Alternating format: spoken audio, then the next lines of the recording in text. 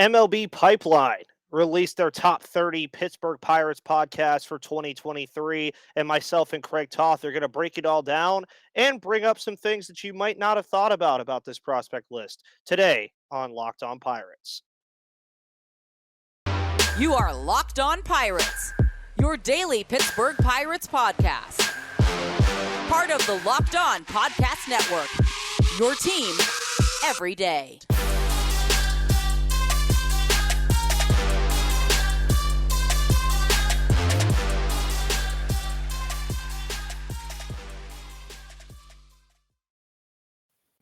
And welcome back to that Pirates podcast, everybody. My name is Ethan Smith, host of the Locked On Pirates podcast here on the Locked On Podcast Network, where it's your team, your Pittsburgh Pirates every day. And as I will have to start getting used to saying, on Thursdays, we have Craig joining us here today on Thursday. Craig, how are you today? Especially with the fact that we get not one, but two televised Pirates games today.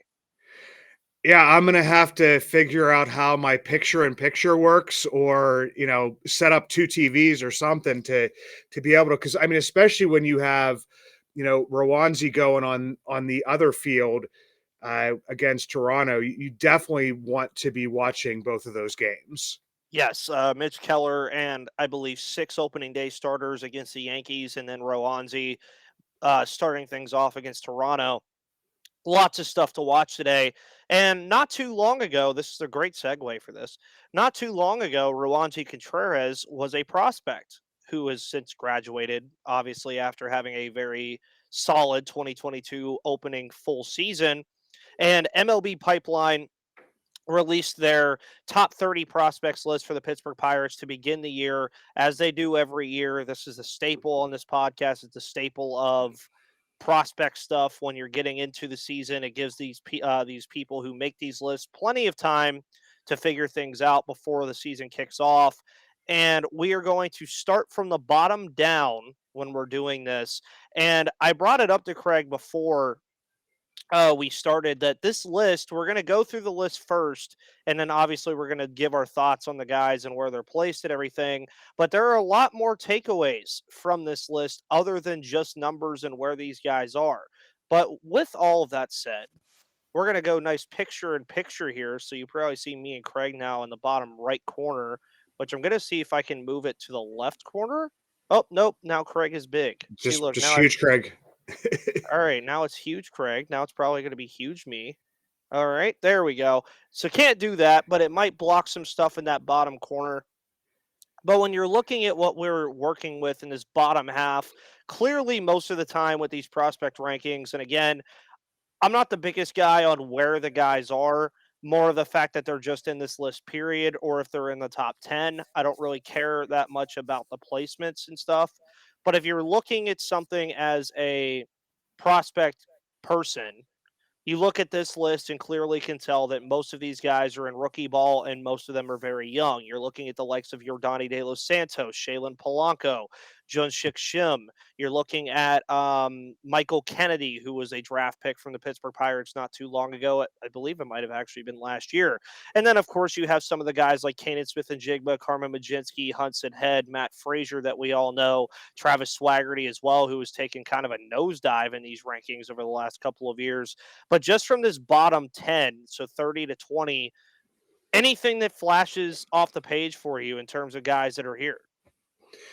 I mean, it's kind of like what you would look to see from, the top, 30 to 21, a mix of some older guys and like a Travis Swaggerty who may not have arrived as soon as, some of the people projected. Carmen Majinski, suffering some injuries at times, not performing to the level of a college arm. So, I mean, when you get a guy that comes from a highly touted school, you think that, he may move up through the system a little bit quicker. So he's a guy that's still hanging on, not that he's, performed poorly. I Another one like an Akaden Smith and Jigba, made a brief appearance last year, but ended up, breaking his wrist. So there's a chance that he kind of would have been off that list as well. Uh, the ones that I wouldn't say surprise me, but there's a few like a Yordani De Los Santos. I I believe he was like pretty high whenever we first signed him, then kind of like dropped off the list and is coming back on the list. Uh, it's hard to see with those types of prospects that have very little professional experience, whatsoever. But it's what you would kind of see. You see Matthew Frazier, who was, you know, not on the list, way up on the list, and has kind of, fallen back after a rough 2022 season. Nothing here that really sticks out to me too much. I had a couple guys, like a Colin Selby. I was wondering maybe if he would shoot up onto the in this range here. A Po Yu Chen, Owen Kellington, and Axel Plaz. We saw getting some love. I believe it was from Baseball America coming in at 30, but all guys that I'm in this range, especially like Youngchuk Shim, Chongchi Chang, are guys that I mean, Chang is a guy that I like a lot. Um, but with Michael Kennedy, I think he fell a couple, but that's also I think it's like 6 spots, but it's because he actually hasn't pitched a professional inning yet. Yeah. And I think that's one thing to really take note of when you're looking at this list as well for anybody that does take a look at this list is going back to that number with the ages and everything. A lot of these guys are here, and this is my train of thought on this, Craig. A lot of these guys are here, one, because they are talented baseball players, but they also haven't done anything wrong yet to not warrant being here. So, like Michael Kennedy, as Craig just mentioned, has literally never pitched a professional pitch yet. So that opens the door for him to either have a very good year this year and jump up on this board or have a bad year and jump down. So that's usually how a lot of these prospect rankings are made is okay, we know this kid is talented. We know he has the talent to be a very good pitcher, a very good position player. But for a lot of these guys that are super young, I wouldn't get too hung up on it yet. And Craig, I think you agree with me here. I don't think there's much to get hung up on with this bottom part of the list. So now we will scroll up to kind of the middle part here where we have 19 through 10. And this is where you're starting to see a lot more of that age difference in terms of what we just saw, where you guys saw the guys that were 18, 19 years old. Well, now you're seeing the guys all in the 20s. The entire list from 20 to 10 is actually um, all above the age of 20. And the names are starting to get a little bit more familiar as well for those of you that don't look into prospects that much or don't have as much knowledge as, say, a Craig does or that I might. Some of these names are going to come way more familiar to you because there's a couple on here that could even make the roster at some point this year. You're looking at a guy like Jared Triolo, who has kind of been a guy that a lot of people really, really enjoy. Very good defensive infielder, listed as a third baseman. Of course, I always caution with prospects do not look at their position unless they are a pitcher or unless they are a catcher. That's like the only times that ever really matters, or unless they're a prototypical first baseman or something like that. It is hardly ever the case that a guy where he starts his career is going to end in that spot unless they just play him there the entire time. So Jared Triolo, I mean, I think he has the ability to move to second if they need him to, depending on how that goes. He could even just end up being a backup to Key Brian Hayes, which is perfectly fine. I think that's a perfectly fine spot for him. Then you look at a guy like Matt Gorski, who, I mean, Craig, I'm sure you probably heard this name about a million times last year. In terms of what the Pirates were doing in terms of prospects, because Matt Gorski, just to bring up his stats here for a second, had a phenomenal year 280, 358, 598, 956 OPS across all four teams, albeit he only played 5 games in Bradenton and 1 game in Indianapolis, where most of his time came in Greensboro and Altoona. But Matt Gorski was a climber, and I think this list definitely gave him that nod. You look at Malcolm Nunez, who's another guy that was picked up in the Jose Quintana trade that's kind of on the cusp. I've called him the first baseman after um, Carlos Santana and G-Man Choi. I think that's going to fit him very well. Of course, Malcolm Nunez, a very big power bat. And then you have G1 Bay, who we're all expecting to possibly make the MLB roster at 13. And then, of course, more draft picks like Solometo, Jared Jones, Thomas Harrington, Lonnie White Jr., Hunter Barco, which I believe, Craig, you wrote a story on Hunter Barco at Buck's Basement not too long ago, and Dario Lopez, as well as Kyle Nicholas. So any big takes from 20 to 10? Any big takes from this group? Yeah, and I did write a story about Hunter Barco for Inside the Bucks Basement. I was just kind of curious as to where he was at in his rehab process. He was, I believe if he would have come out of high school, I'm trying to think of what year it would have been. He was the top left-handed pitcher in the nation. Decided to go to Florida, and then ended up having to get Tommy John surgery after only a few starts last year. Pirates got him in the second round. And he is basically saying, he's in his rehab process looking to probably start playing some live games in June or July. So he's a very interesting guy. Uh, the one that sticks out to me here is Jared Jones. Last year, Jared Jones at number 18. This year at number 11. He had, he's been kind of accelerated through the system. Was a high school arm, possible two-way player, stuck to the mound.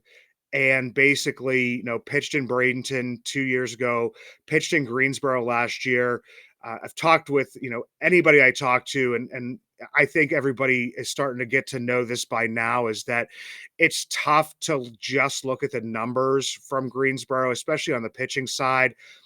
Just because you got to look at the home and away splits because of the bandbox they play in down in Greensboro, and on the hitter side as well. If a guy has, 15 home runs in Greensboro and maybe 2 outside of Greensboro, you're starting to look at, okay, is he smoking these just over? Are those going to be doubles, or is it these going to be pop-ups other places? But Jared Jones, I see them showing Greensboro. I've seen him placed in Altoona. I myself have him in the starting rotation in Altoona this year. But getting that non-roster invite from the Pirates was a little bit of a surprise. So Jared Jones, he's showing something to these guys. I mean, his fastball is electric. Location and command is something he's kind of just working on. But I mean, his floor at this point in time, and I know that you say this as well, Ethan, and I know that Gary Morgan, who I write with it, who's my partner over at Inside the Bucks Basement, and who is, the star of Gary Morgan Mondays, we always say, I will usually look at the floor of a player before I look at the ceiling, and the floor of a Jared Jones is a back of bullpen arm because of how electric his fastball can be. So seeing him climb is awesome. Jared Triolo, saw him play some first base already this spring. It's something they, were saying that they would be getting into with him. Matt Gorski has shown the willingness to play some first base as well, because that first base, the future, there's nobody that's put the stranglehold on that just yet. No. I believe that Malcolm Nunez has the inside track. Saw him, I saw some video of him up there playing some third base as well. Footwork is really good and more athletic than I expected him to be, just based on a lot of the reports that we had read. Not a real big guy, kind of a husky guy. Yeah. Definitely built, but could definitely, play some first base and some DH, and maybe even still some third base in the pinch, because that's the big thing with Ben Cherington and company since they've come in is versatility. If someone is willing to play a different position, they will find a spot for them. Jared Triolo, as a Gold Glove minor league third baseman, and that's all of the minor leagues. That's not just the Pirate system in 2021. Bill Mazeroski, defender of the year within the system for the past 2 years. I mean, he could be a major league third baseman on his defense alone right now, but we also have another guy that is very good at defense at third base. So, I mean, he's shown the willingness to move over to second base, to shortstop, play some outfield, play some first base. And I like those kind of guys. I think back to, a couple years ago in the Adam Frazier's, who was willing to play anywhere and then became the everyday second baseman. I look back to like a Josh Harrison who went in throughout the minors, played wherever you would ask him and then became, a cog in the wheel for that Pirates team. I look at Jared Triolo and kind of the same ilk. Pour, from the same cloth. And that's not a bad thing to have from a player. And I mean, I've seen him in person and I knew he was tall. And I'm not super short. I'm like probably like 5'9, 5'10. I always say I was 5'11 on the back of my baseball and basketball card, but that was a lie. Probably more like 5'9, 5'10. But I didn't realize the dude's like 6'3". He's a pretty tall guy, and he has room to grow into his body a little bit more. I think listed maybe around like 205, 210 right now. Dude, see that guy bulk out to like 230, and he does have some pop in his bat that hasn't shown just yet. Mhm. I mean, you may be looking at I'm just going to say safely 15 home run guy. If you get that from a utility player who's bouncing all around the field for right now, man, that's pretty valuable for a team like the Pirates. Yeah, that gives me comparisons. I know not to the power, but Jake Cronenworth of the San Diego Padres is very much like that. He's just always batted very well. He's always found somewhere to play in the field. Um, Whit Merrifield of Kansas City before he was traded to Toronto was a lot like that as well. In Kansas City, he was also that kind of guy. He just was everywhere, but you just wanted to find ways to get his bat into the lineup. And me and Gary all last year, and ever since he's come on the show, have always jokingly said, if the bat plays, you're going to play somewhere. They're going to figure it out. I'd say the only places right now for these prospects to where they could say safely they will not be playing, third base and shortstop for right now. Now, shortstop can change if Cruz struggles defensively, but even that might open. But I know third base is definitely out of the cards, and then Reynolds and, of course, the outfield are taking up spots there as well. But before we get into the top 9/top 10, want to let everybody know about FanDuel Sportsbook. Make every moment more at FanDuel.com/locked on, because the NBA season is winding down at this point, and Ethan, being a Clippers fan, is not very happy because this team just suddenly cannot seem to win a game. But if you want to bet against the Clippers, have fun. You'll probably win some money. And now is the perfect time to download FanDuel, America's #1 sports book, because new customers get a no sweat first bet up to $1,000. That's bonus bets back if your first bet doesn't win. Just download the FanDuel Sportsbook app. It's safe, secure, and super easy to use. Plus, FanDuel even lets you combine your bets for a chance at a bigger payout with a same game parlay. So don't miss the chance to get your no sweat first bet up to $1,000 in bonus bets when you go to FanDuel.com/locked on. That's FanDuel.com/locked on to learn more and make every moment more at FanDuel, an official sports betting partner of the NBA and the official sports betting partner of the Locked On Podcast Network, where it's your team every day. So we've talked about 30 through 10. So now we move into where I think this gets the most interesting, is 9 through 1. And you can probably see already that a good portion of this team, for the prospects at least, if we're going to consider prospects a team, are at or are slated to be at the MLB level or are pretty damn close. Eddie Rodriguez, of course, being the prize here. Back-to-back MVPs at his respective minor league levels the last couple of years. Obviously, we know what Endy is. They have him listed as a catcher, second baseman, and outfielder, which he's played all of those positions at the minor leagues before.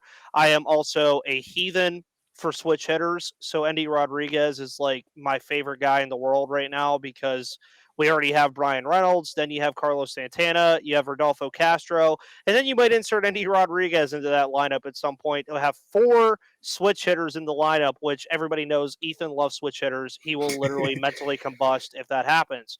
Then you have Henry Davis, who is jumped now by Endy. Henry Davis, of course, the #1 overall pick from 2 years ago out of Louisville. And Davis, phenomenal player. He's dealt with some injuries since he's been drafted, but nevertheless, still a phenomenal player here. 3. Then you have Quinn Priester. Obviously, Quinn Priester has been the talk of the pitching prospects for quite some time now. He remains up here in this top 10 and top 5. Then you have Gonzalez Piguero, Bubba Chandler, really on this list, the only one outside of Termar Johnson who's ranked at number 1, which comes to no surprise to me, are the only 2 here really that are not a possibility to make an impact this year. But you look at Mike Burrows, Luis Ortiz, Leo Piguero, Nick Gonzalez, Quinn Priester, Henry Davis, and Endy Rodriguez as guys that have real paths to making an impact on this team this year. So if you had to pick one guy you think that would have the biggest impact on the 2023 Pirates in terms of the MLB level, which of these players do you think would make that biggest impact? I think it's going to be Luis Ortiz. I mean, everybody would probably jump to Endy Rodriguez easily. But Luis Ortiz, I believe, is going to start in AAA. And I think that just kind of comes down to a numbers game. And you're going to see that a lot within the system. Guys that probably should be starting in AAA, starting in AA, just because of the number of positions that are filled already at the AAA level. The same with the major leagues. It's with him. It's going to be guaranteed. Mitch Keller, Rolanzi, JT, and Rich Hill are going to be in the starting rotation at the beginning of the year, and that basically leaves Velasquez, Ortiz, and Oviedo, which I know you've spoken to as well, Ethan, when I've listened to the podcast and watched it. I mean, we kind of all know this, and to me, Ortiz would just be the odd man out because of developing that third pitch. They want to give anybody who has the ability to start an opportunity to start. And I don't see them moving guys to the bullpen. I feel like, Rowanzi was moved to the bullpen kind of almost out of a necessity last year because of the injury he suffered the year before last. Yeah. So you're going to limit his innings to begin with and kind of build him back up. I mean, Ortiz, Oviedo, those guys are already, being built up as starters. And I don't think they want to have those guys kind of go back and forth. I mean, you could even see Luis Ortiz at some point here just get the Rowanzi treatment in the middle of the season. I would be prepared for that, of possibly getting shut down for a couple weeks because you value his arm so much. Mm-hmm. Depending on what happens with other injuries throughout the system. Mike Burrows, for as well as he performed and being added to the 40-man this past year, I still see him and Quinn Priester as like everybody thinks like more of an impact from them. I see them as the Luis Ortiz, Johan Oviedo cup of coffee guys this year. Mm-hmm. I know a lot of people don't want to hear that, and they just want everybody to be up as soon as possible.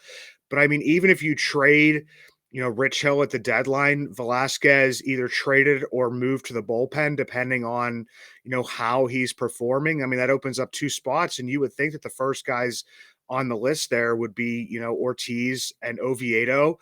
And I know they're not going to want to hear this either, but a lot of news has been coming out about a pitcher that I think we didn't actually get to see pitch yesterday, but got to hear about pitching yesterday, is Caleb Smith, a guy who can eat a lot of innings, and he may be someone who, they said that he asked for the opportunity to be a starting pitcher because he had been a reliever for the past few years, I believe, out in Arizona, wanted the opportunity to start again.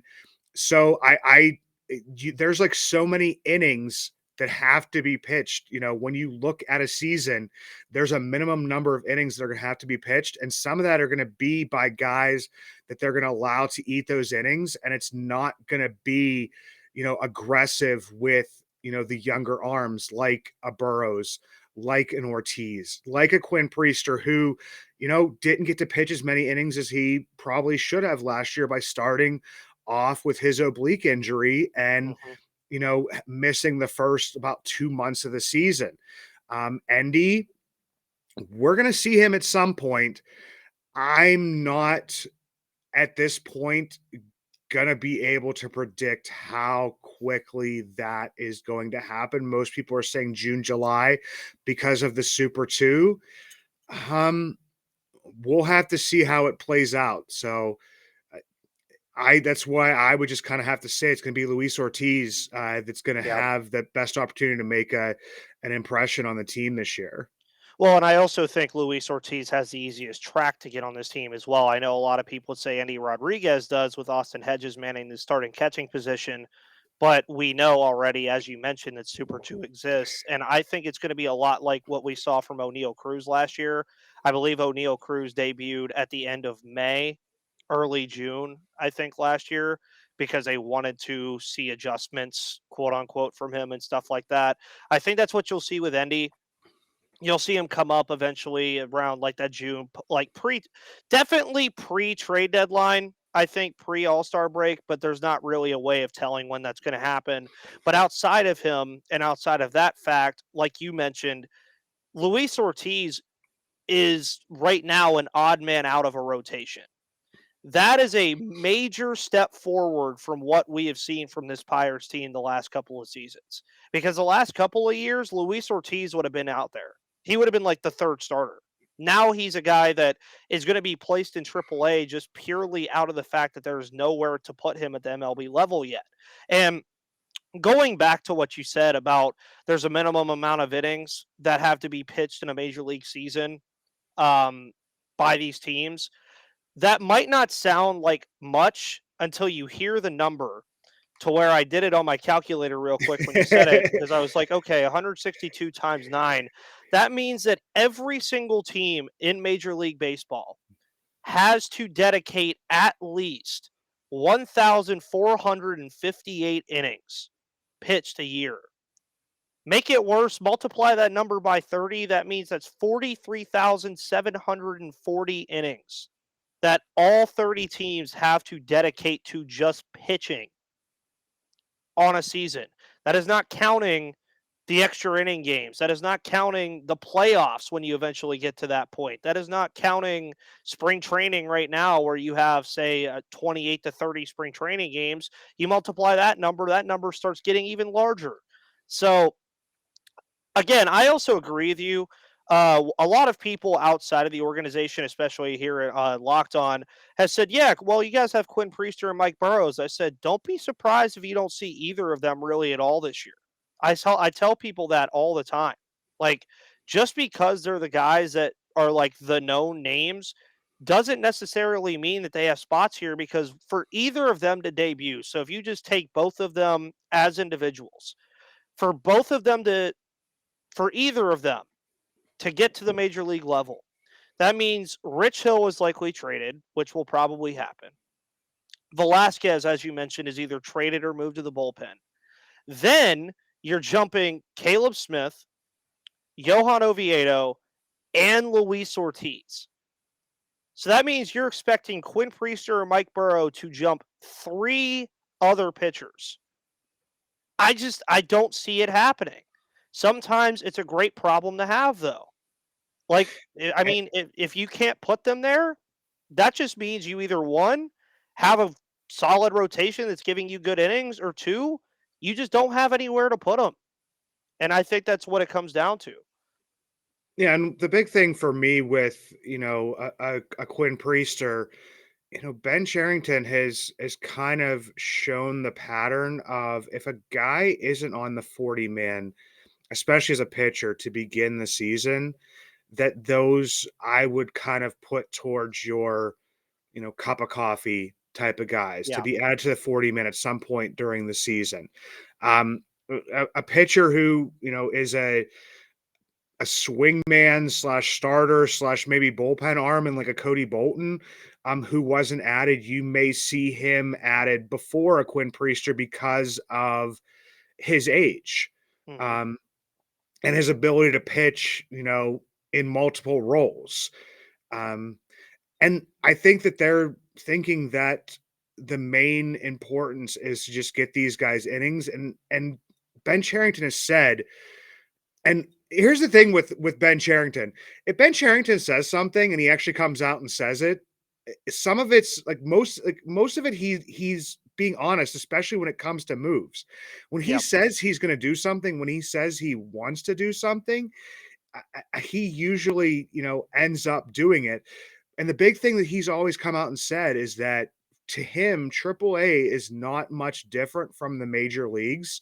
So if they're getting, Mike Burrows, Quinn Priester, Luis Ortiz, possibly Johan Oviedo, and all these other guys innings down in Triple A, they're not seeing it, much different from the guys that are coming out and doing it at the major leagues. And if you got a guy that actually, gets bumped down to Altoona to start the season, he's also shown that he'll make that move from a guy from Altoona straight up to the major leagues. So, Mhm. I mean, once you hit Altoona, I'm kind of all bets are off. And if you're on the 40 man, it makes it a little bit easier because if you notice, not to, but a Jack Sawinski getting called up and then a Cal Mitchell getting called up next, they called up Jack Sawinski first because he's on the 40 man. Then they made the room and called a Cal Mitchell up. So the same thing would possibly happen here is, maybe Priester and Burrows are kind of like even.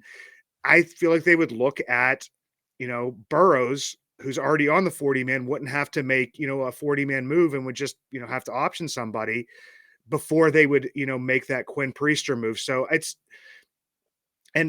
as we all know, Ben Cherington doesn't like to throw those 40 man roster spots around lightly, and jokingly aside, because he keeps that 40 man full even during the offseason when some teams go down to like 34 to 36 men. Until he has another move lined up, he keeps that 40 man full. Oh So yeah. he does not want to mess around with that. So, I mean, everybody's who's looking for Quinn and Burrows and everybody to be contributors this year, I just kind of cool that a little bit. And the other part about Endy, I mean, is that Hedges, we're banking on Hedges, I think at some point getting traded and then Endy being the starter or somebody else getting DFA'd and then Hedges becoming the backup. Hmm. Um, I'm wondering if Hedges doesn't get traded, if he's the backup for Endy again next year. I kind of look at like I would kind of still even want to bridge that gap more because in articles I write on my podcast, anybody that I talk to, Andy Rodriguez has 210 innings behind the plate above high A ball. Hmm. That for a catcher doesn't usually get streamlined, that quickly up to the major leagues. Yes, he can play some other positions, but if you can't guarantee that Henry Davis is going to stay healthy, I think you're going to keep Endy at the catching position as long as possible until you have an answer on both of them. Yeah, and I agree. And I think Endy out of this whole group is probably the most interesting to look at. As we mentioned, Ortiz is probably the guy to look at the most as far as impact goes, but I think Endy Rodriguez is definitely the guy that you're like, okay, where is he going to end up playing? But one last thing that I wanted to say before we wrap up today as well, taking a look at just this entire list and the guys that could possibly debut, I mean, this whole list by midseason could look completely different depending on what happens to this Pittsburgh Pirates team. Because you're talking about a guy like Endy who could graduate, Henry Davis, probably not, Quinn Priester, maybe, Gonzalez, Peguero, maybe. But then Luis Ortiz will probably graduate. Mike Burrows, there's a likelihood that he could as well. G1 Bay probably will. You're talking about a guy like Malcolm Nunez who definitely can. Matt Gorski, Jared Triolo, Travis Swaggerty, Kanan Smith-Njigba. I mean, this team has plenty of guys that have a real shot to graduate at some point. So just talking about that as well is a big thing to keep your eyes on. But Craig, what do you have going on as far as maybe prospects go or anything going on your pods this week? Well, over at Inside the Bucks Basement, I don't know when this will be out, but Thursday afternoon at 3, I'm dropping an article on Andy Rodriguez and his path to the major leagues, with some direct insight from Jordan Camandia, the catching coach, bullpen catcher for the Pirates, as to what Andy's been working on, different stuff like that. I have Anthony Murphy from Pirates Prospects on my Minor League News and Brews podcast, and uh, just the regular Bucks in the Basement podcast that's out there. So here's the time to just, follow as many podcasts as you can, listen to as many podcasts as you can. And for me, is read. I read everything that comes out, even from sites I don't like. I read everything. So I it's just getting a lot of that knowledge and a lot of the insight, and starting to look for like little names that are mentioned here and there, as to, like we said, like a Caleb Smith. Not a lot of people knew about him, but a lot of people started mentioning him. So I started paying more attention Hmm. to that, especially the beat writers for the Pirates, who are doing an amazing job down in Bradenton. Oh yeah, of course. And over here, we'll be back tomorrow. Have no idea what the topic will be, but maybe I'll talk about Keller and Contreras and how they do today. We'll see. Those both, I believe, start at 105 and 107 respectively. So basically the same time, but you know, got to be technical in terms of what they give us. But Craig, thank you for coming on here on Craig Toth Thursdays. Guys, thank you for always tuning into the Locked On Pirates podcast, as you always do. You can follow me on Twitter at MVP_Ethan or at Locked On Pirates. Make sure you follow Craig over at Bucks Basement, and I will see you guys tomorrow.